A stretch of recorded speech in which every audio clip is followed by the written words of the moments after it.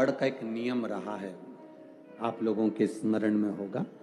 जितने भारत के भूमि के इस विश्व के लोग जितनी कथा कावड़ शिव महापुराण की कथा तिल्दा नेवरा में चल रही है, इसमें हम सुनेंगे कि कावड़ का नियम क्या होता है। कावड़ का जल किस जगह पर रख दिया जाए लाकर थोड़ा सा, कि जीवन में कभी संपदा की कमी ना हो जिंदगी में। कावड़ का एक नियम होता है कि कावड़ को ये कंधे से ये कंधे पर रखना है तो सिर के ऊपर से कभी नहीं लिया जाता। कावड़ का एक नियम है।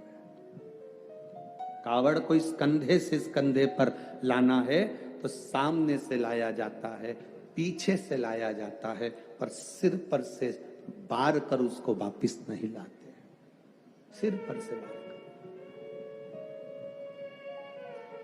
कावड़ का एक नियम होता है, जिस नारी का, जिस व्यक्ति की संतान नहीं होती है, उसको कावड़ यात्रा करने से पहले अपनी गोदी में धान चावल को भरना पड़ता है।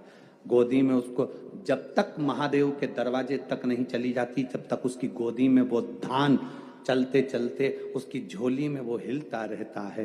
कावड़ का जल उसके कंधे पर रहता है, और जब वो कावड़, जिसकी औलाद नहीं, संतान नहीं, जब वो कावड़ का जल महादेव को चढ़ाती है तो पहले जल समर्पित करने के बाद फिर चावल के दाने बाबा के उस शिवलिंग पर समर्पित करती है कि बाबा मेरी गोदी में तू यहाँ तक लेकर आया है, ये गोदी खाली मत छोड़ना, मेरी गोदी भर देना, भले 25 साल हो गए।